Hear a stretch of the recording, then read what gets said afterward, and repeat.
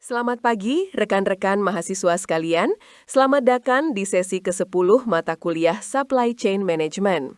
Hari ini, kita akan memulai sebuah pembahasan yang sangat relevan di era ekonomi modern, yaitu manajemen rantai pasok global. Kita akan menjelajahi berbagai aspek penting, mulai dari strategi integrasi, tantangan logistik yang unik, hingga manajemen risiko dalam skala internasional.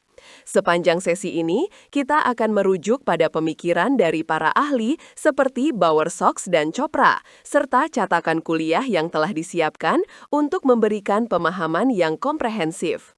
Mari kita mulai perjalanan kita untuk memahami bagaimana perusahaan-perusahaan besar mengelola operasi mereka di seluruh dunia.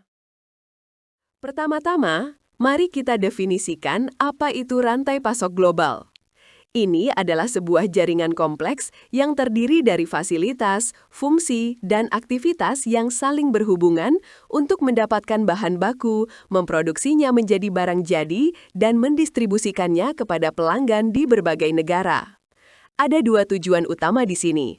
Pertama, mengintegrasikan tiga aliran krusial, yaitu aliran barang, informasi, dan keuangan secara mulus melintasi batas-batas negara.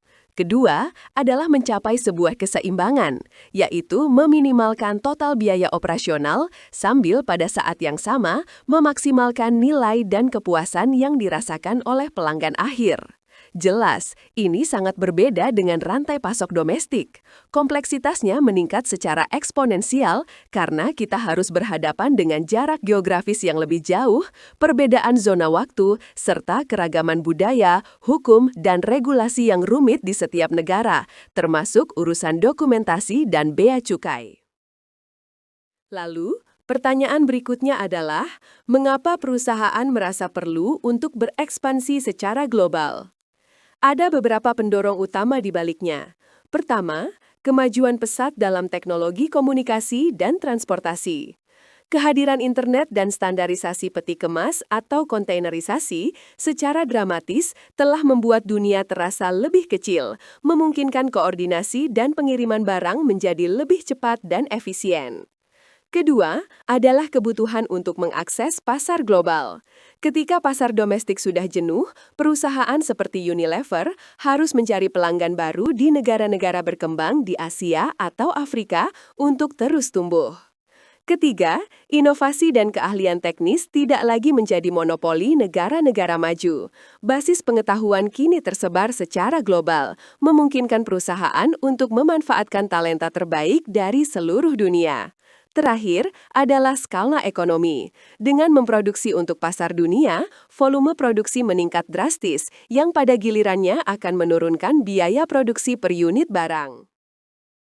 Selain pendorong yang telah kita bahas, ada juga faktor ekonomi dan regulasi yang sangat kuat. Konsep keunggulan komparatif menjadi sangat relevan di sini. Perusahaan dapat mengkoordinasikan aktivitas mereka di lokasi yang paling efisien untuk fungsi tersebut. Misalnya, melakukan riset dan pengembangan di Amerika, manufaktur di Tiongkok, dan layanan IT di India. Selanjutnya, perjanjian perdagangan bebas seperti yang ada di ASEAN, NAFTA, atau Uni Eropa sangat membantu melancarkan aliran barang. Perjanjian ini mengurangi atau bahkan menghilangkan tarif dan kuota, membuat perdagangan lintas batas menjadi lebih mudah dan murah. Faktor biaya juga tidak bisa diabaikan. Banyak perusahaan memindahkan produksinya untuk mendapatkan akses ke tenaga kerja dengan biaya yang lebih rendah, yang secara signifikan dapat menekan biaya produksi. Selain itu, globalisasi memungkinkan akses ke sumber bahan baku yang mungkin lebih murah, lebih berkualitas, atau bahkan langka di negara asal perusahaan. Strategi rantai pasok global tidak muncul begitu saja, melainkan berevolusi melalui beberapa tahapan, seperti yang dijelaskan oleh Chopra. Tahap pertama adalah distribusi internasional. Pada tahap ini, perusahaan masih memproduksi sepenuhnya di dalam negeri, namun mulai menjual produknya ke pasar luar negeri.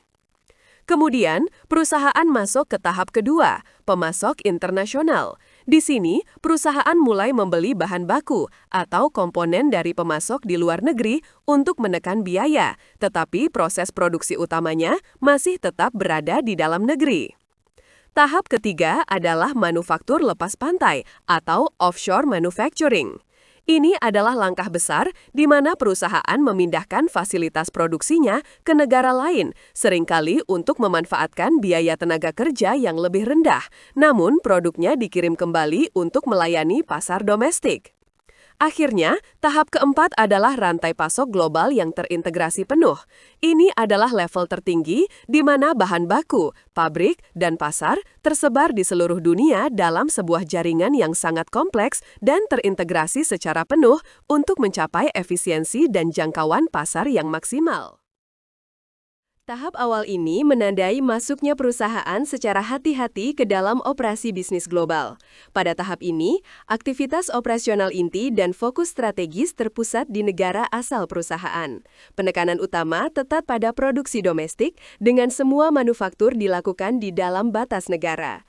Keterlibatan internasional terbatas pada penjualan dan ekspor produk jadi kepada pelanggan di negara lain. Hal ini memerlukan identifikasi peluang ekspor dan penggunaan kapabilitas produksi yang ada untuk memperluas jangkauan pasar.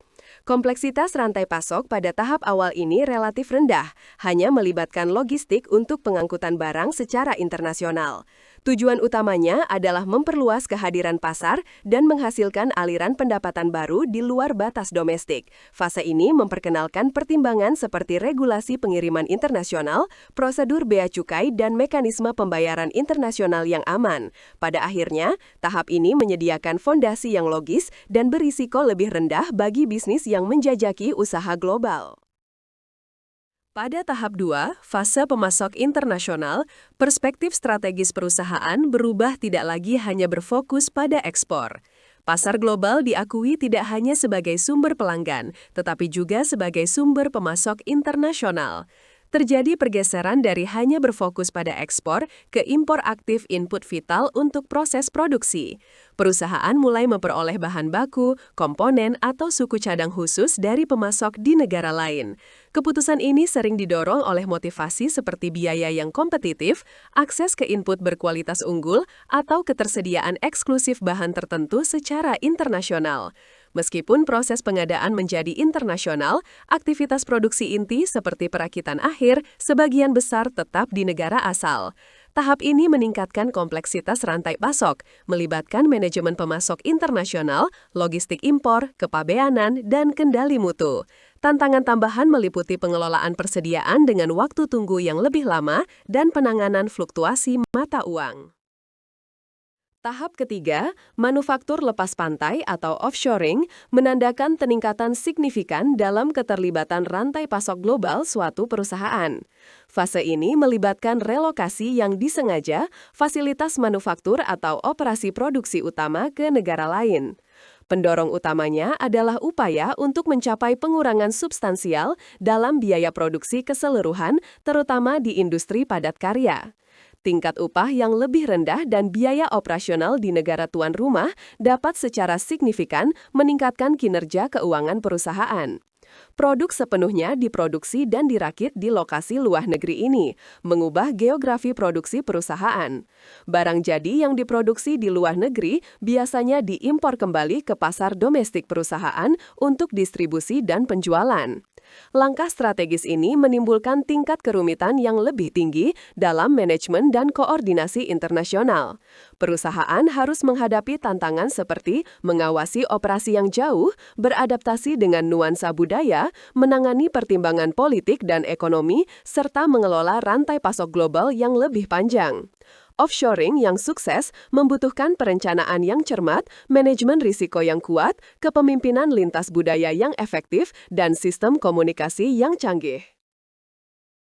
Rantai pasok global yang terintegrasi penuh merupakan puncak evolusi rantai pasok, menawarkan model paling canggih dan saling terhubung yang dapat dicapai oleh suatu bisnis. Tahap ini melibatkan jaringan global yang canggih dan sangat teroptimasi, beroperasi tanpa batasan nasional yang signifikan dalam perencanaan strategisnya. Perusahaan menguraikan rantai nilainya menjadi fungsi-fungsi yang berbeda, seperti penelitian dan pengembangan, desain produk, pengadaan global, manufaktur, distribusi, dan layanan pelanggan. Setiap fungsi khusus diposisikan secara strategis secara global untuk memanfaatkan sumber daya optimal, keahlian, keunggulan biaya, atau kedekatan dengan pasar dan talenta. Tujuan utamanya adalah untuk mencapai optimasi maksimal di seluruh bagian rantai pasok, memastikan efisiensi, kecepatan, dan ketahanan. Mengelola kompleksitas ini dan memastikan operasi yang mulus di berbagai wilayah membutuhkan teknologi mutakhir.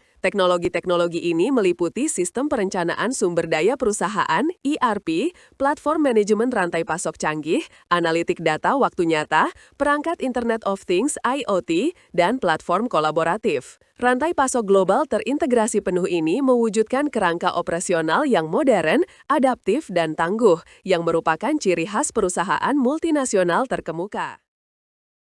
Selamat datang semuanya. Pada sesi ini, kita akan menyelami bagian inti dari manajemen rantai pasok global, yaitu mengenai desain dan strategi.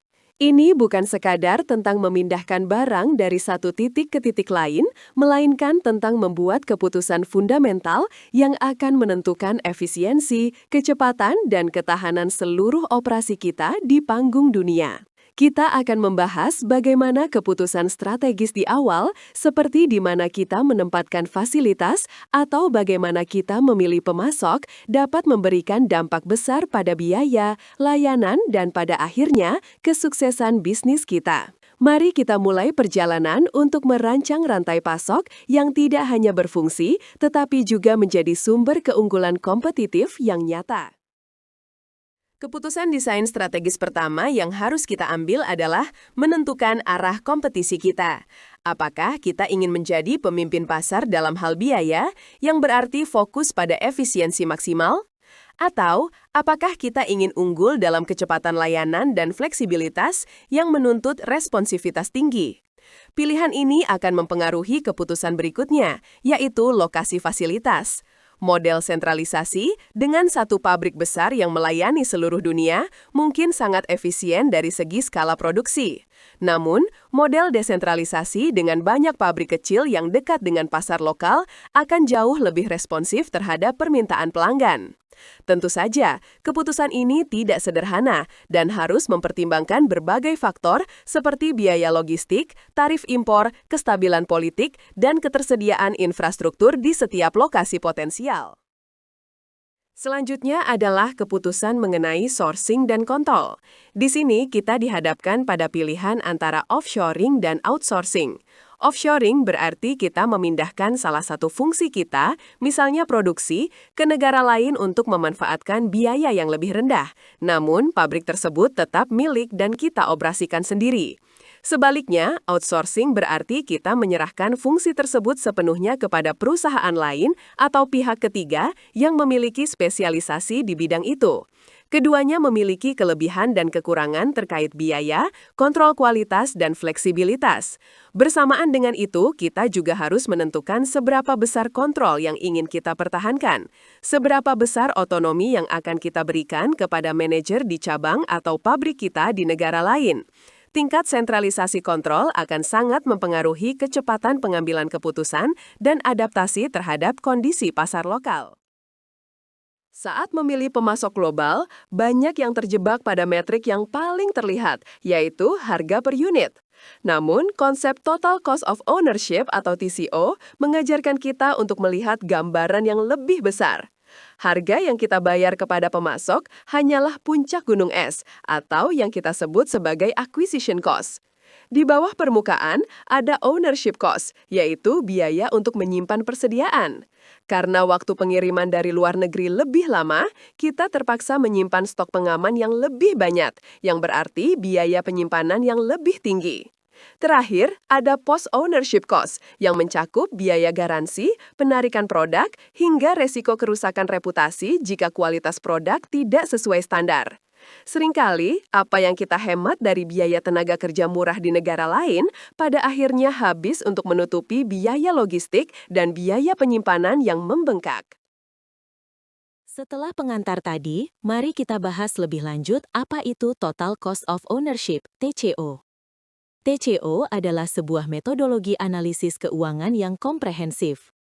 Metodologi ini dirancang untuk memberikan pemahaman menyeluruh tentang total biaya kepemilikan dan operasional aset sepanjang siklus hidupnya.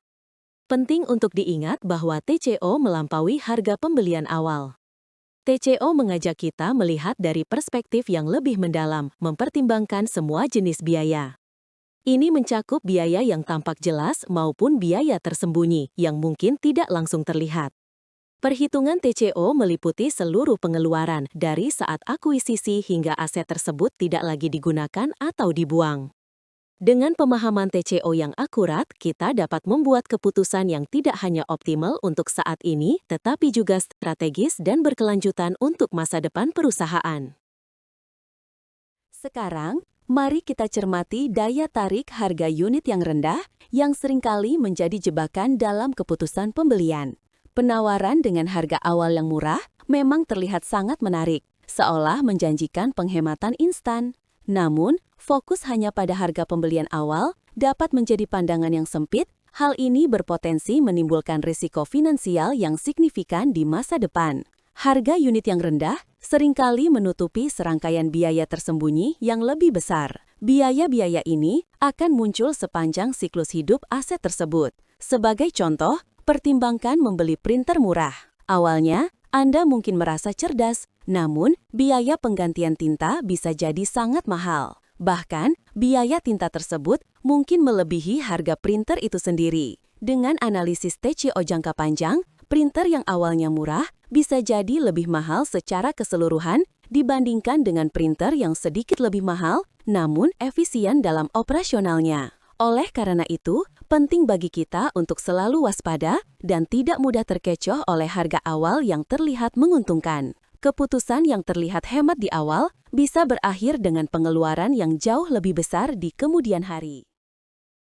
Setelah memahami konsep dasar TCO, mari kita bahas komponen-komponennya secara detail. Kita akan memulai dengan biaya akuisisi, kategori yang paling jelas dan mudah dikenali. Biaya akuisisi mencakup semua pengeluaran untuk mendapatkan aset atau layanan. Ini juga memastikan aset tersebut siap dan berfungsi untuk tujuan operasional. Komponen terbesar adalah harga pembelian awal atau harga unit aset itu sendiri. Namun, penting untuk melihat lebih luas dari sekedar angka tersebut. Kita perlu mempertimbangkan biaya tambahan seperti ongkos pengiriman dan transportasi, terutama untuk aset impor atau logistik khusus. Ada juga biaya terkait regulasi seperti pajak penjualan, PPN, dan bea masuk untuk transaksi internasional. Untuk aset yang kompleks, biaya instalasi dan pemasangan oleh ahli profesional sangat penting. Ini memastikan aset beroperasi secara optimal dan aman. Investasi dalam pelatihan awal untuk staf yang akan mengoperasikan aset juga krusial. Pelatihan yang memadai meningkatkan efisiensi dan mengurangi potensi kesalahan. Semua elemen biaya ini, meskipun tampak terpisah, adalah bagian integral dari investasi awal yang komprehensif. Perhitungan yang cermat diperlukan untuk mendapatkan gambaran TCO yang akurat. Melanjutkan pembahasan komponen TCO, kita beralih ke biaya kepemilikan. Kategori ini seringkali merupakan bagian paling substansial dan berkelanjutan dari biaya. Biaya kepemilikan mencakup semua pengeluaran yang terus-menerus muncul selama kita memiliki, mengoperasikan, dan memanfaatkan aset.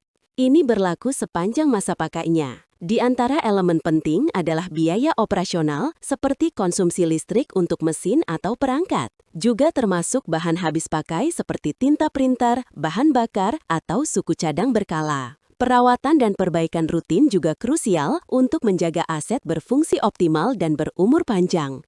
Ini meliputi servis terjadwal, penggantian komponen, dan perbaikan tak terduga. Jika aset adalah barang fisik yang perlu disimpan, biaya penyimpanan harus diperhitungkan dengan cermat. Ini termasuk sewa gudang, manajemen persediaan, keamanan, dan asuransi inventaris. Untuk aset seperti perangkat lunak atau sistem IT, kita perlu menganggarkan biaya lisensi tahunan, juga pembaruan perangkat lunak, serta premi asuransi untuk melindungi aset dari berbagai risiko. Meskipun beberapa biaya ini mungkin tampak kecil secara bulanan, akumulasinya selama bertahun-tahun dapat menghasilkan total biaya yang sangat besar. Ini dapat secara signifikan mempengaruhi profitabilitas perusahaan. Akhirnya, kita sampai pada komponen terakhir TCO, yaitu biaya pasca kepemilikan. Kategori ini seringkali terabaikan dalam analisis awal, namun memiliki dampak signifikan. Siklus biaya aset tidak berakhir saat aset tidak lagi digunakan secara aktif. Salah satu biaya yang perlu dihitung adalah garansi dan dukungan teknis, terutama setelah masa garansi standar berakhir. Kita mungkin perlu membayar untuk layanan perbaikan atau konsultasi.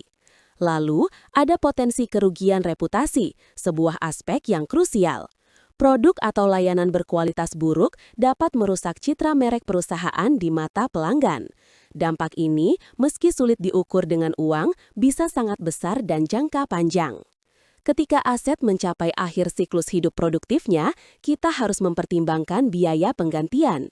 Ini adalah investasi untuk membeli aset baru yang akan menggantikan fungsi aset yang usang. Terakhir dan tak kalah penting adalah biaya pembuangan atau daur ulang aset. Dalam era keberlanjutan, pembuangan yang tidak bertanggung jawab dapat menimbulkan denda dan merusak reputasi. Maka, biaya untuk membuang atau mendaur ulang aset sesuai regulasi adalah pengeluaran yang tidak bisa dihindari. Mempertimbangkan dan menghitung biaya pasca kepemilikan ini menunjukkan pola pikir strategis yang berorientasi pada keberlanjutan dan manajemen risiko jangka panjang. Untuk memperjelas relevansi TCO, mari kita lihat studi kasus tentang biaya tenaga kerja rendah versus logistik tinggi. Banyak perusahaan tergoda untuk memindahkan produksi ke luar negeri demi biaya tenaga kerja yang lebih murah. Strategi ini awalnya terlihat cerdas dan efisien, menjanjikan penghematan yang signifikan. Namun, dengan analisis TCO, kita akan melihat kompleksitas yang berbeda. Salah satu faktor utama yang meningkatkan TCO adalah biaya transportasi. Mengangkut barang jadi dari lokasi produksi yang jauh akan melibatkan biaya pengiriman dan logistik yang jauh lebih tinggi. Ini termasuk biaya kargo, asuransi transit, dan bea cukai. Jarak geografis yang lebih jauh juga memperpanjang waktu pengiriman. Hal ini menuntut perusahaan untuk menjaga tingkat persediaan pengaman atau safety stock yang lebih tinggi. Peningkatan safety stock bertujuan untuk mengurangi risiko kekurangan pasokan akibat keterlambatan. Namun, menjaga persediaan yang lebih tinggi ini menimbulkan biaya tersembunyi. Misalnya, biaya penyimpanan gudang, asuransi persediaan, depresiasi barang, dan biaya modal yang terikat. Ketika semua elemen ini diperhitungkan dalam analisis TCO, penghematan dari biaya tenaga kerja rendah seringkali terkikis. Bahkan, bisa terlampaui oleh peningkatan biaya logistik dan manajemen persediaan yang tak terduga. Ini menunjukkan bahwa TCO memberikan gambaran finansial yang lebih akurat dan menyeluruh untuk keputusan bisnis strategis. Setelah semua pembahasan ini, mungkin timbul pertanyaan, mengapa kita harus berinvestasi dalam analisis TCO? Jawabannya terletak pada berbagai manfaat signifikan yang dapat diperoleh. Manfaat ini akan berdampak positif pada efisiensi operasional dan kesehatan finansial perusahaan. Pertama, analisis TCO memberdayakan kita untuk membuat keputusan pembelian yang lebih cerdas dan berbasis data. Kita tidak lagi hanya terpaku pada harga beli awal yang kadang menyesatkan. Manfaat kedua adalah kemampuan untuk secara proaktif mengidentifikasi dan mengurangi biaya tersembunyi. Ini membantu kita menghindari kejutan finansial yang tidak menyenangkan di kemudian hari. Selanjutnya, dengan pemahaman TCO yang komprehensif, posisi negosiasi kita dengan pemasok akan meningkat signifikan. Kita dapat membahas dan menekan biaya lain seperti perawatan, garansi, ketersediaan suku cadang, atau dukungan purna jual. Ini semua memberikan daya tawar yang lebih kuat. Dan yang tak kalah penting, analisis TCO menjadi fondasi untuk perencanaan anggaran jangka panjang yang lebih presisi dan realistis. Dengan mengetahui total biaya sebenarnya sepanjang siklus hidup aset, perusahaan dapat mengalokasikan sumber daya lebih efektif. Ini membantu menghindari kekurangan dana tak terduga dan memastikan investasi yang lebih bijaksana di masa depan. Berkaitan erat dengan TCO, konsep landed cost sangat krusial dalam perdagangan internasional. Ini adalah perhitungan biaya yang sesungguhnya untuk membawa sebuah produk dari pemasok hingga tiba di gudang kita. Rumusnya dimulai dengan harga produk itu sendiri, biasanya dalam terminologi FOB atau free on board. Kemudian, kita harus menambahkan biaya transportasi, baik laut maupun udara. Jangan lupakan asuransi untuk melindungi barang selama perjalanan. Setibanya di negara tujuan, akan ada bea masuk dan pajak yang harus dibayar. Terakhir, ada biaya-biaya lain seperti penanganan di pelabuhan dan jasa agen kepabeanan. Seperti pada contoh, sebuah produk yang tampak sangat murah seharga $5 di China, bisa jadi harganya membengkak menjadi $8 setelah semua komponen biaya ini dihitung. Inilah biaya yang sebenarnya harus kita jadikan dasar perbandingan. Jadi, apa sebenarnya yang dimaksud dengan landed cost? Secara sederhana, landed cost adalah total biaya yang Anda keluarkan untuk sebuah produk, mulai dari saat Anda membelinya dari pemasok, hingga produk tersebut sampai di gudang Anda dan siap untuk dijual. Ini jauh lebih komprehensif daripada sekedar harga yang tertera di faktur. Komponen utamanya tentu saja adalah harga produk itu sendiri, ditambah biaya pengiriman atau freight, dan biaya asuransi untuk melindungi barang selama dalam perjalanan. Namun, ada lapisan biaya lain yang sering terlewatkan, yaitu biaya yang dikenakan oleh pemerintah seperti bea masuk, PPN impor, dan PPh Pasal 22. Selain itu, jangan lupakan biaya-biaya jasa seperti biaya untuk agen kepabeanan, biaya bongkar muat di pelabuhan, hingga biaya transfer bank internasional.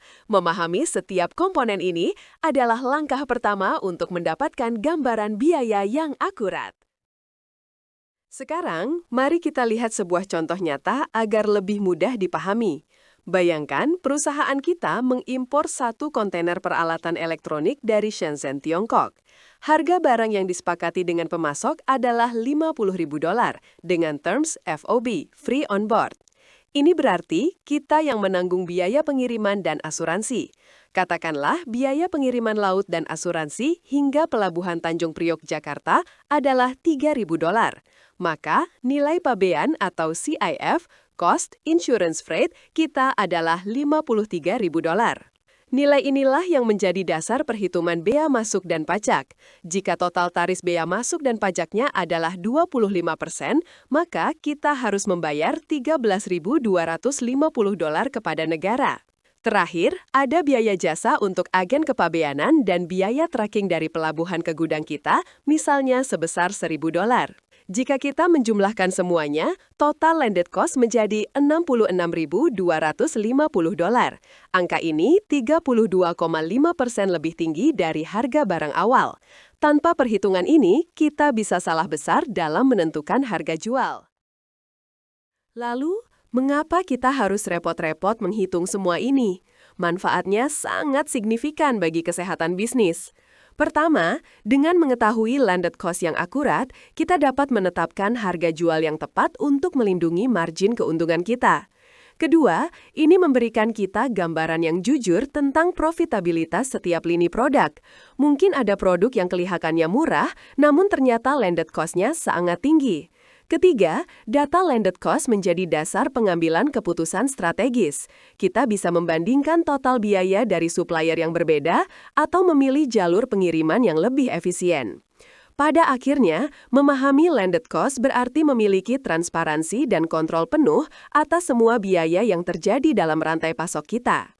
Sebagai kesimpulan, jangan pernah meremehkan kekuatan dari perhitungan landed cost yang teliti. Ini adalah metrik finansial yang vital yang membedakan bisnis impor yang hanya bertahan hidup dengan bisnis yang benar-benar tumbuh dan berkembang secara berkelanjutan. Setelah barang tiba, tantangan belum berakhir. Kini kita masuk ke ranah logistik dan distribusi global, yang fokus utamanya adalah pemenuhan pesanan atau order fulfillment. Tantangan di sini sangat kompleks. Waktu transit pengiriman internasional seringkali tidak pasti dan memiliki variabilitas yang tinggi yang dapat mengganggu persediaan kita. Selain itu, kita seringkali harus mengintegrasikan beberapa moda transportasi, misalnya dari kapal laut disambung kereta api, lalu diakhiri dengan truk untuk mencapai gudang akhir. Ini yang disebut transportasi multimodal. Terakhir, kita juga harus membuat keputusan strategis tentang bagaimana produk kita akan menjangkau pelanggan akhir. Apakah kita akan bekerja sama dengan distributor lokal yang sudah mengenal pasar, menggunakan agen penjualan, atau berinvestasi lebih besar dengan mendirikan cabang penjualan kita sendiri? Setiap pilihan memiliki implikasi biaya, kontrol, dan kecepatan penetrasi pasar yang berbeda. Sebagai penutup, mari kita rangkum poin-poin utama yang telah kita diskusikan.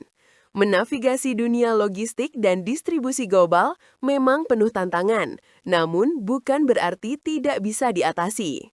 Kuncinya terletak pada pengembangan strategi yang matang dengan fokus yang tajam pada kelancaran proses pemenuhan pesanan sebagai prioritas utama.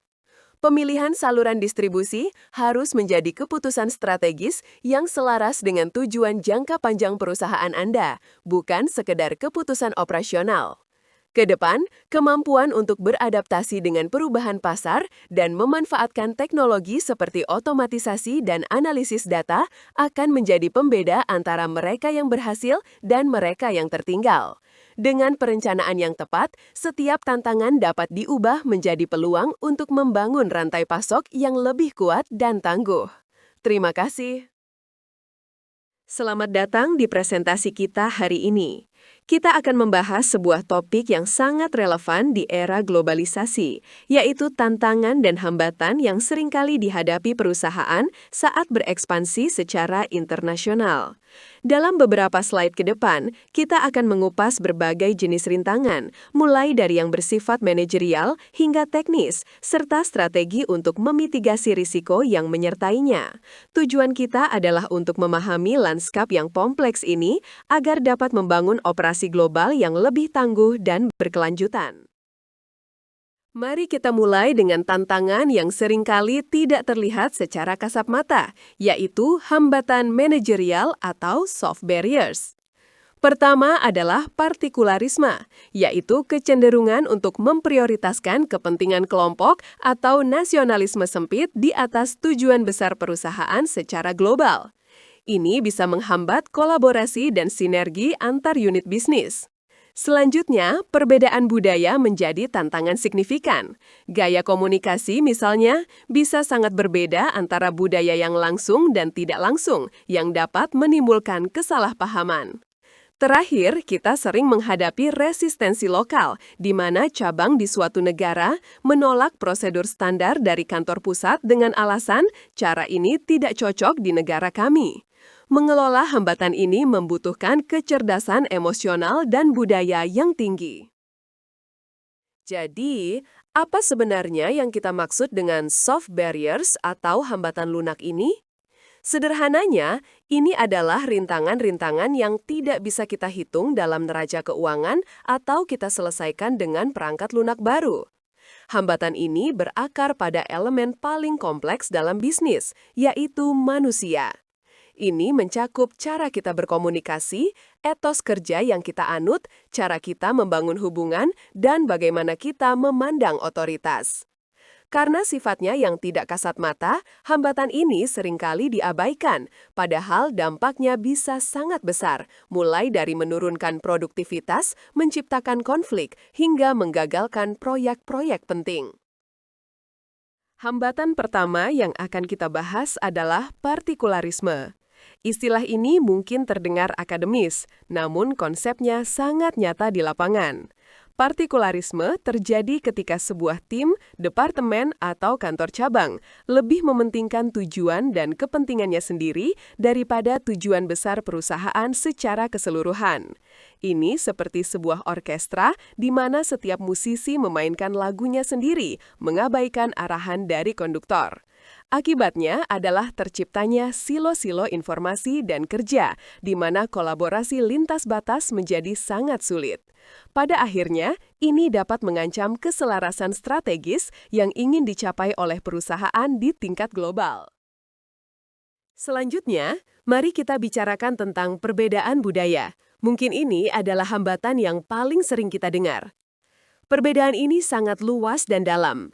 Misalnya, dalam hal komunikasi, beberapa budaya menghargai keterus-terangan, sementara budaya lain lebih menyukai komunikasi yang halus dan mempertimbangkan konteks untuk menghindari konflik. Begitu pula dengan etika kerja. Di beberapa tempat, keputusan dibuat secara kolektif, sementara di tempat lain, keputusan datang dari atas ke bawah. Persepsi terhadap waktu juga bisa menjadi sumber gesekan. Apakah rapat harus dimulai tepat waktu, atau apakah keterlambatan beberapa menit bisa ditoleransi? Jika tidak dikelola dengan baik, perbedaan-perbedaan ini dapat dengan mudah menimbulkan kesalahpahaman, merusak kepercayaan, dan menciptakan proses kerja yang tidak efisien. Hambatan ketiga yang sangat penting adalah resistensi lokal.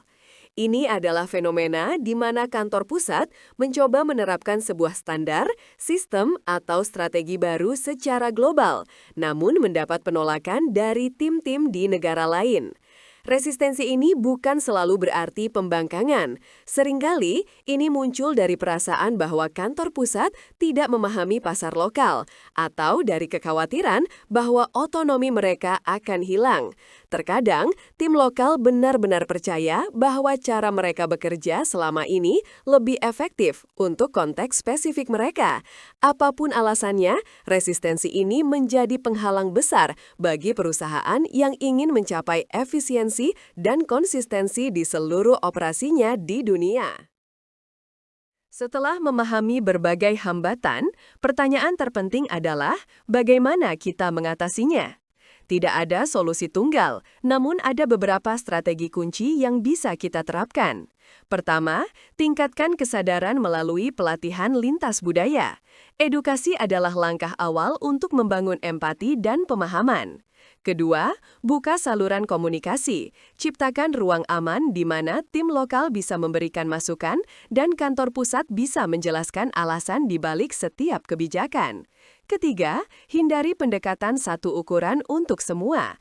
Terapkan fleksibilitas dengan menyeimbangkan antara standar global yang penting dengan adaptasi lokal yang diperlukan. Dan yang terpenting, pastikan semua orang bergerak ke arah yang sama. Selaraskan tujuan dan insentif sehingga keberhasilan tim lokal secara langsung berkontribusi pada keberhasilan perusahaan secara global. Dengan pendekatan yang proaktif dan penuh empati, kita dapat mengubah hambatan ini menjadi jembatan menuju kesuksesan global yang sejati. Terima kasih. Sekarang, mari kita beralih ke rintangan yang lebih nyata dan terukur, yaitu hambatan teknis dan regulasi. Salah satu yang paling umum adalah perbedaan standar.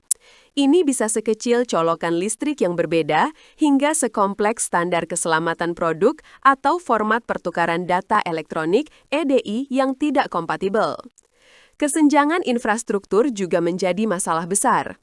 Kualitas pelabuhan, jalan raya, dan konektivitas internet bisa sangat bervariasi antar negara yang berdampak langsung pada efisiensi rantai pasok.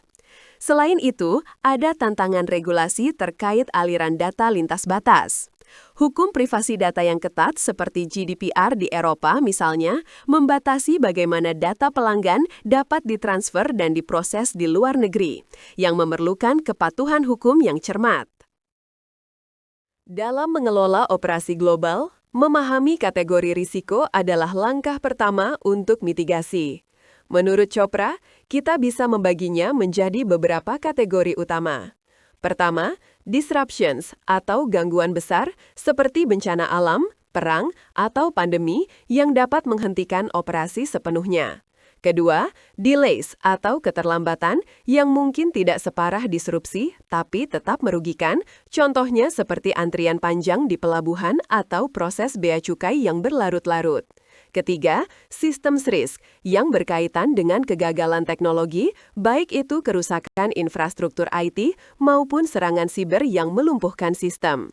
Terakhir, forecast risk, yaitu ketidakakuratan dalam meramalkan permintaan yang seringkali diperburuk oleh jarak geografis dan waktu yang panjang dalam rantai pasok global yang dikenal sebagai bullwhip effect. Salah satu hambatan teknis yang paling mendasar adalah perbedaan standar. Bayangkan sebuah perusahaan harus memproduksi versi yang berbeda dari produk yang sama hanya untuk memenuhi standar colokan listrik atau voltase yang berbeda di setiap negara. Ini menciptakan inefisiensi yang signifikan. Lebih jauh lagi, standar keselamatan produk yang bervariasi menuntut proses sertifikasi yang berulang dan mahal untuk setiap pasar baru. Di dunia digital, ketika format data tidak kompatibel, sistem dari satu entitas tidak dapat berbicara dengan sistem dari entitas lain, menciptakan silo informasi dan menghambat kolaborasi. Secara keseluruhan, perbedaan ini menjadi penghalang besar bagi interoperabilitas, yaitu kemampuan berbagai sistem dan produk untuk bekerja sama tanpa hambatan. Selanjutnya, mari kita bicarakan tentang infrastruktur yang merupakan tulang punggung dari perdagangan dan konektivitas global. Kesenjangan dalam kualitas infrastruktur menjadi penghalang yang sangat nyata. Sebuah pelabuhan modern di satu sisi dunia bisa kehilangan efisiensinya jika pelabuhan tujuan memiliki proses yang lambat dan kapasitas terbatas. Di darat, kondisi jalan yang buruk tidak hanya memperlambat waktu pengiriman, tetapi juga meningkatkan risiko kerusakan barang dan biaya transportasi. Di ranah digital, ketergantungan kita pada konektivitas membuat jaringan internet yang tidak stabil menjadi rintangan besar, terutama bagi layanan berbasis cloud dan komunikasi data real-time. Kesenjangan ini, baik fisik maupun digital, menciptakan hambatan yang signifikan bagi kelancaran dan efisiensi rantai pasok global. Hambatan terakhir yang akan kita bahas adalah salah satu yang paling kompleks di era digital, regulasi mengenai aliran data lintas batas. Banyak negara dan kawasan kini menerapkan aturan yang sangat ketat tentang bagaimana data pribadi warganya dapat dikumpulkan, diproses, dan yang terpenting, ditransfer ke luar negeri. Contoh yang paling terkenal tentu saja adalah GDPR Uni Eropa yang menetapkan standar global baru untuk perlindungan data dan memberikan sanksi berat bagi yang melanggarnya. Walaupun tujuan utamanya sangat mulia, yaitu melindungi hak privasi individu, regulasi semacam ini menciptakan tantangan kepatuhan yang sangat rumit bagi perusahaan yang beroperasi secara global. Mereka harus menavigasi jaringan peraturan yang berbeda-beda yang seringkali membatasi kemampuan mereka untuk memusatkan data dan mengoptimalkan operasi internasional. Setelah melihat 3 hambatan utama tadi, jelas bahwa tidak ada solusi tunggal yang mudah. Namun, ada beberapa langkah yang bisa kita tuju. Upaya menuju harmonisasi standar teknis dan keselamatan secara internasional akan sangat membantu mengurangi friksi dalam perdagangan. Investasi yang terkoordinasi, baik dari pemerintah maupun swasta, sangat dibutuhkan untuk menjembatani kesenjangan infrastruktur fisik dan digital antar negara.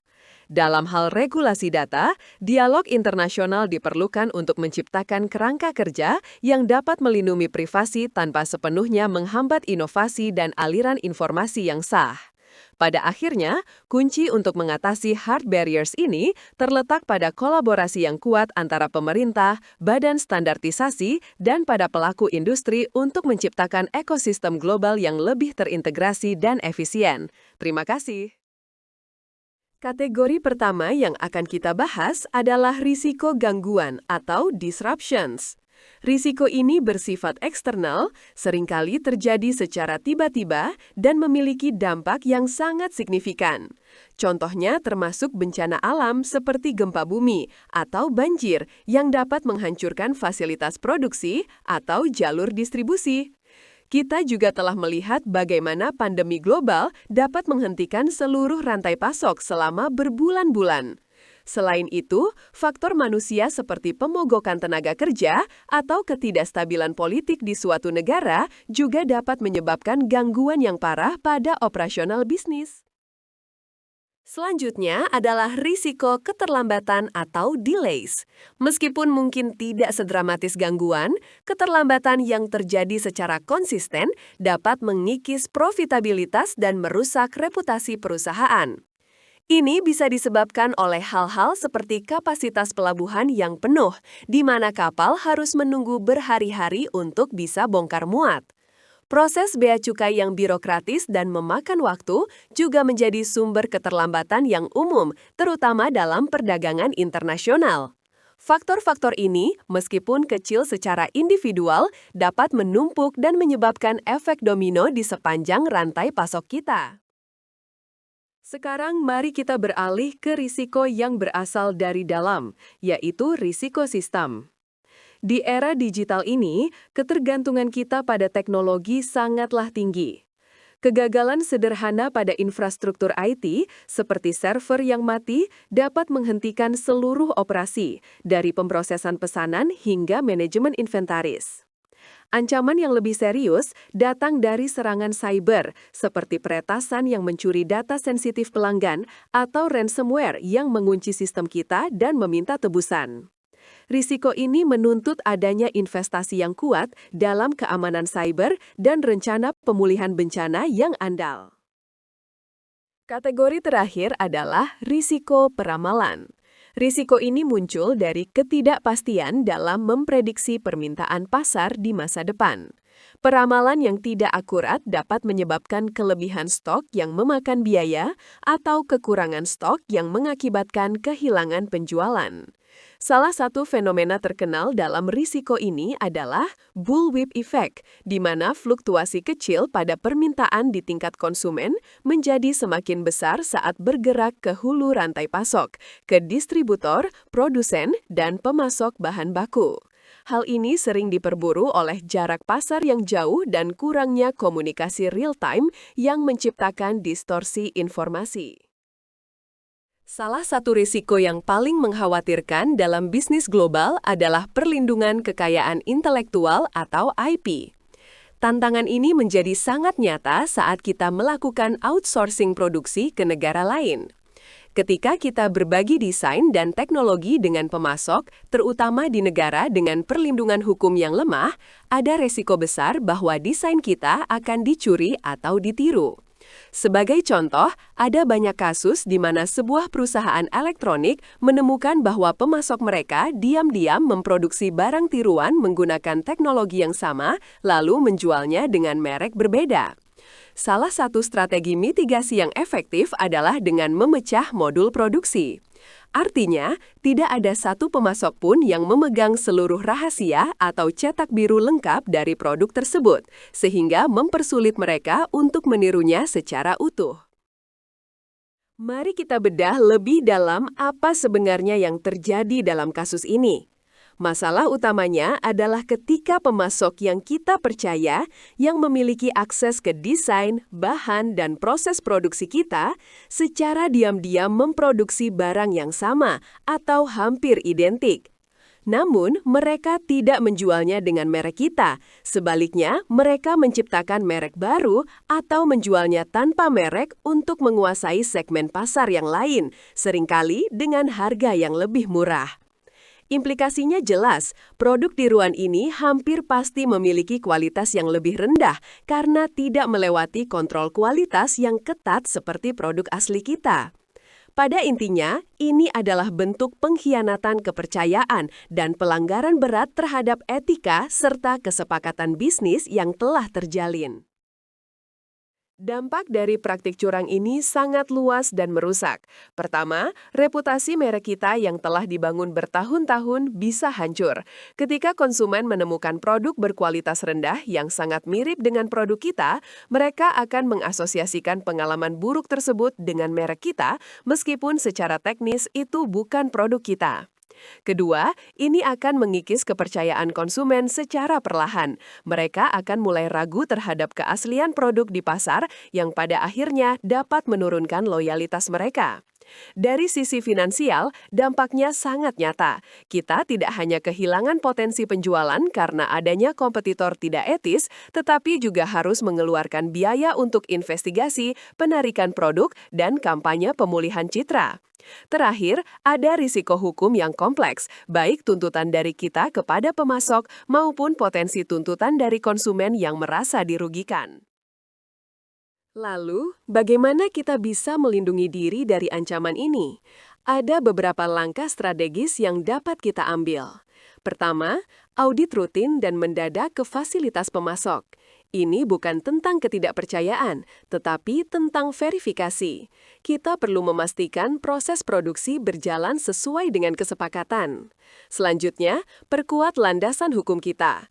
Pastikan kontrak kerjasama memiliki klausum eksklusivitas yang jelas, denda yang berat untuk pelanggaran, dan larangan bersaing yang spesifik. Memanfaatkan teknologi juga sangat penting. Menerapkan sistem pelacakan seperti kode QR unik atau teknologi blockchain dapat membantu kita memantau pergerakan setiap unit produk dari pabrik hingga ke tangan konsumen. Namun, yang terpenting adalah membangun hubungan kemitraan sejati yang didasari oleh transparansi dan saling menguntungkan. Pemasok yang merasa dihargai sebagai mitra strategis akan cenderung tidak melakukan tindakan yang dapat merusak hubungan jangka panjang. Dengan pendekatan proaktif ini, kita dapat meminimalkan risiko dan menjaga integritas rantai pasokan kita. Setelah memahami risiko, kita perlu strategi untuk mengatasinya. Strategi pertama yang akan kita bahas adalah redundansi atau memiliki cadangan. Konsepnya sederhana, jangan menaruh semua telur dalam satu keranjang. Salah satu bentuknya adalah safety stock, yaitu menyimpan persediaan tambahan di gudang untuk mengantisipasi lonjakan permintaan atau keterlambatan pengiriman. Bentuk lainnya yang sangat penting dalam konteks global adalah dual sourcing. Ini berarti kita tidak hanya bergantung pada satu pemasok, melainkan memiliki pemasok alternatif, idealnya berlokasi di wilayah geografis yang berbeda. Jika terjadi bencana alam atau ketidakstabilan politik di satu wilayah, kita bisa segera beralih ke pemasok cadangan untuk menjaga kelangsungan produksi. Selain redundansi, strategi mitigasi lainnya adalah fleksibilitas dan hedging. Fleksibilitas dalam rantai pasok berarti memiliki kemampuan untuk memindahkan atau mengalihkan produksi dari satu pabrik ke pabrik lain dengan cepat jika terjadi gangguan di satu lokasi. Ini membutuhkan perencanaan dan desain sistem produksi yang matang. Sementara itu, hedging adalah strategi yang berfokus pada risiko finansial. Dengan menggunakan instrumen keuangan seperti kontrak berjangka, perusahaan dapat melakukan lindung nilai untuk melindungi diri dari volatilitas. Tujuannya adalah untuk mengunci harga komoditas penting atau nilai tukar mata uang di masa depan, sehingga memberikan kepastian biaya dan mengurangi ketidakpastian finansial. Sebagai penutup, mari kita rangkum poin-poin utama dari diskusi kita. Menavigasi bisnis global adalah sebuah perjalanan yang kompleks. Penting untuk mengenali bahwa hambatan itu nyata, baik yang bersifat manajerial seperti budaya, maupun yang bersifat teknis seperti regulasi. Manajemen risiko yang proaktif dengan mengidentifikasi dan memahami berbagai potensi gangguan adalah fondasi yang sangat penting. Dengan menerapkan strategi mitigasi yang tepat, seperti membangun redundansi, meningkatkan fleksibilitas, dan melakukan hedging, kita dapat membangun rantai pasok yang lebih tangguh. Pada akhirnya, kunci keberhasilan di panggung global adalah kemampuan untuk beradaptasi dan kesiapan untuk menghadapi ketidakpastian. Terima kasih. Selamat pagi Bapak dan Ibu sekalian. Selamat datang di presentasi kami yang akan membahas topik yang sangat krusial di era modern ini, yaitu peran teknologi dalam rantai pasok global. Dalam beberapa menit ke depan, kita akan menjelajahi bagaimana teknologi tidak hanya menjadi alat pendukung, tetapi telah bertransformasi menjadi tulang punggung yang menggerakkan seluruh ekosistem logistik dunia. Kita akan melihat bagaimana inovasi, mulai dari barcode sederhana hingga komputasi awan yang canggih, memungkinkan perusahaan untuk mengelola kompleksitas, meningkatkan efisiensi, dan tetap kompetitif di pasar global yang dinamis.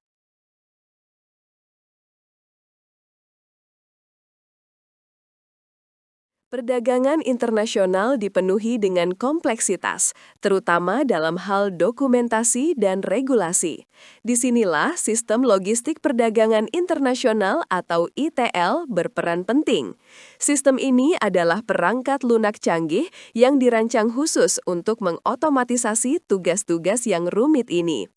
ITL dapat secara otomatis menghasilkan dokumen ekspor-impor, menghitung bea masuk dan pajak yang berlaku, serta yang terpenting, memastikan bahwa perusahaan kita mematuhi semua peraturan yang berlaku di negara tujuan. Ini secara signifikan mengurangi risiko kesalahan, denda, dan keterlambatan di pabean. Sekarang, mari kita bahas tentang bagaimana data dikumpulkan secara efisien. Teknologi yang paling mendasar namun tetap sangat kuat adalah barcode. Dengan adanya standar global seperti GS1, setiap produk dapat memiliki identitas unik yang dapat dibaca oleh mesin di mana saja di dunia. Penggunaan barcode secara dramatis mempercepat proses penerimaan dan pengiriman barang di gudang. Lebih penting lagi, ini meminimalkan kesalahan manusia yang sering terjadi saat pencatatan data dilakukan secara manual, sehingga meningkatkan akurasi inventaris kita. Jika barcode adalah sebuah langkah maju, maka RFID adalah sebuah lompatan kuantum dalam pelacakan. RFID menggunakan gelombang radio untuk mengidentifikasi objek secara otomatis. Kelebihan utamanya adalah kemampuannya untuk melakukan pelacakan secara real-time tanpa memerlukan kontak visual langsung, tidak seperti barcode yang harus dipindai satu persatu. Bayangkan sebuah kontainer di pelabuhan besar seperti yang dikelola oleh DP World. Dengan RFID, statusnya dapat diketahui secara instan tanpa perlu membukanya. Ini memberikan tingkat visibilitas yang belum pernah ada sebelumnya.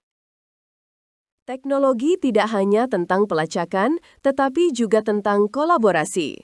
Salah satu model kolaborasi tercanggih adalah CPFR, atau Collaborative Planning, Forecasting, and Replenishment. Ini adalah sebuah filosofi bisnis di mana mitra rantai pasok seperti pemasok dan peritel tidak lagi bekerja dalam silo informasi. Mereka secara aktif berbagi data penjualan, data inventaris, dan ramalan permintaan untuk menciptakan satu rencana bersama. Pendekatan ini sangat efektif untuk meredam bullwhip effect, yaitu distorsi permintaan yang semakin membesar saat bergerak ke hulu rantai pasok. Untuk memahami CPFR dalam praktik, mari kita lihat contoh dari Buyer Consumer Care. Secara tradisional, pemasok bahan baku baru akan tahu ada lonjakan permintaan setelah mereka menerima purchase order yang lebih besar dari biasanya, yang mungkin sudah terlambat. Dengan CPFR, buyer membagikan data penjualan hariannya dari toko-toko langsung kepada pemasoknya. Jika ada lonjakan permintaan untuk produk tertentu, pemasok mengetahuinya pada saat yang sama dengan buyer. Hal ini memungkinkan mereka untuk secara proaktif mempersiapkan produksi bahan baku bahkan sebelum pesanan pembelian resmi dikeluarkan, sehingga rantai pasok menjadi jauh lebih responsif. Bagaimana semua data dan proses ini dikelola secara terpusat? Jawabannya adalah sistem ERP. ERP adalah platform perangkat lunak masif yang berfungsi sebagai pusat komando perusahaan. Sistem ini mengintegrasikan semua departemen yang berbeda, mulai dari logistik dan produksi hingga keuangan dan sumber daya manusia, ke dalam satu database terpusat. Dengan begitu, semua orang di perusahaan bekerja dengan data yang sama, menciptakan satu sumber kebenaran. Ini menghilangkan inkonsistensi data dan memungkinkan proses bisnis yang jauh lebih efisien dan terintegrasi. Penting sekali untuk dipahami bahwa kekuatan transformatif yang sesungguhnya dalam mengoptimalkan rantai pasok modern tidak terletak pada masing-masing teknologi ini secara terpisah, melainkan pada sinergi yang mereka ciptakan ketika bekerja sama sebagai satu kesatuan yang terintegrasi. Bayangkan sebuah ekosistem digital yang canggih dan terpadu, di mana setiap komponen memiliki peran vitalnya. Tag RFID berfungsi sebagai mata dan telinga di lapangan, secara otomatis menangkap data mentah yang sangat spesifik tentang lokasi, pergerakan, dan status setiap item produk. Data presisi ini kemudian secara mulus dan otomatis mengalir ke dalam sistem ERP pusat yang berfungsi sebagai otak dari seluruh operasi. Di dalam ERP, informasi dari RFID digabungkan dengan data dari fungsi bisnis lainnya seperti penjualan, keuangan, dan produksi untuk memprosesnya menjadi wawasan yang dapat digunakan untuk perencanaan inventaris yang optimal, analisis keuangan yang mendalam, dan pengambilan keputusan operasional yang strategis. Lebih jauh lagi, melalui platform CPFR dan didukung penuh oleh infrastruktur cloud, wawasan berharga yang telah diolah oleh ERP ini kemudian dapat dibagikan secara aman, real-time, dan transparan dengan mitra di seluruh dunia, baik itu pemasok, distributor, maupun retail. Integrasi tanpa batas ini menciptakan rantai pasok yang benar-benar transparan dari ujung ke ujung, sangat responsif terhadap perubahan, dan mampu beradaptasi dengan cepat terhadap kebutuhan pasar yang terus berkembang.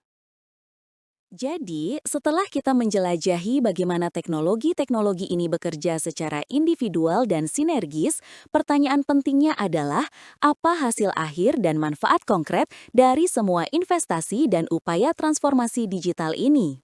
Manfaatnya sangat signifikan dan dapat dirasakan di seluruh spektrum operasional dan strategis. Pertama, kita mendapatkan peningkatan visibilitas yang belum pernah terjadi sebelumnya, kemampuan untuk secara end-to-end melacak setiap produk dari asal bahan baku hingga tahap akhir di tangan konsumen. Visibilitas penuh ini memungkinkan identifikasi dini masalah dan pengambilan keputusan proaktif. Kedua, terjadi peningkatan drastis dalam efisiensi operasional. Dengan mengotomatisasi proses manual, mengurangi kesalahan manusia, dan mengoptimalkan alokasi sumber daya, perusahaan dapat mencapai waktu siklus yang lebih cepat dan penghematan biaya yang substansial. Ketiga, hubungan dengan mitra bisnis berubah secara fundamental menjadi lebih kolaboratif dan strategis. Dengan berbagi informasi secara transparan, perusahaan dapat membangun kemitraan yang lebih kuat, berbagi risiko, dan meningkatkan ketahanan rantai pasok secara keseluruhan. Dan yang terpenting, para pemimpin bisnis diberdayakan untuk melakukan pengambilan keputusan yang jauh lebih cerdas dan tangkas. Dengan akses ke data real-time dan analisis prediktif, mereka dapat merespons perubahan pasar, gangguan, atau peluang baru dengan kecepatan dan akurasi yang optimal. Beralih dari manajemen yang reaktif menjadi proaktif. Tentu saja, perjalanan menuju transformasi digital ini tidak selalu mulus. Ada beberapa tantangan nyata yang perlu dipertimbangkan. Investasi awal dalam perangkat lunak, perangkat keras, dan konsultasi bisa menjadi signifikan. Mengintegrasikan sistem baru ini dengan infrastruktur teknologi yang sudah ada seringkali rumit dan menantang. Selain itu, tantangan terbesar mungkin bukan pada teknologi itu sendiri, tetapi pada manusianya. Diperlukan upaya manajemen perubahan yang kuat untuk melatih staf dan menumbuhkan budaya kerja yang merangkul transparansi dan kolaborasi berbasis data. Terakhir, dengan semakin banyaknya data yang dibagikan, memastikan keamanan siber menjadi prioritas utama. Integrasi yang disediakan oleh ERP menjadi lebih kuat dengan adanya cloud computing atau komputasi awan. Cloud membebaskan data dari batasan lokasi fisik. Ini berarti seorang manajer di Jakarta dapat membuka laptop atau tabletnya dan melihat tingkat persediaan di gudang mereka di Rotterdam secara real-time melalui dashboard berbasis web. Visibilitas global ini memberikan kekuatan luar biasa untuk membuat keputusan yang cepat dan tepat, merespons perubahan pasar, atau mengatasi masalah logistik sebelum menjadi krisis. Sebagai penutup, mari kita rangkum poin-poin terpenting. Globalisasi menawarkan peluang besar dalam efisiensi biaya dan akses pasar baru, tetapi juga membawa risiko dan kompleksitas yang signifikan. Untuk berhasil dalam lingkungan ini, ada beberapa kunci sukses yang harus dipegang. Pertama, rancang jaringan rantai pasok Anda dengan cermat, seimbangkan antara efisiensi biaya dan mitigasi risiko. Kedua, jangan hanya fokus pada harga produk, pahami total landed cost yang mencakup semua biaya hingga produk sampai ke tangan pelanggan. Ketiga, seperti yang telah kita bahas, manfaatkan teknologi informasi secara maksimal untuk mendapatkan visibilitas, kontrol, dan kemampuan kolaborasi. Dan yang terakhir, ubah pola pikir Anda dari reaktif menjadi proaktif dalam mengelola risiko. Antisipasi masalah sebelum terjadi. Dengan menerapkan prinsip-prinsip ini, kita dapat membangun rantai pasok global yang tidak hanya efisien, tetapi juga tangguh dan siap menghadapi masa depan. Terima kasih.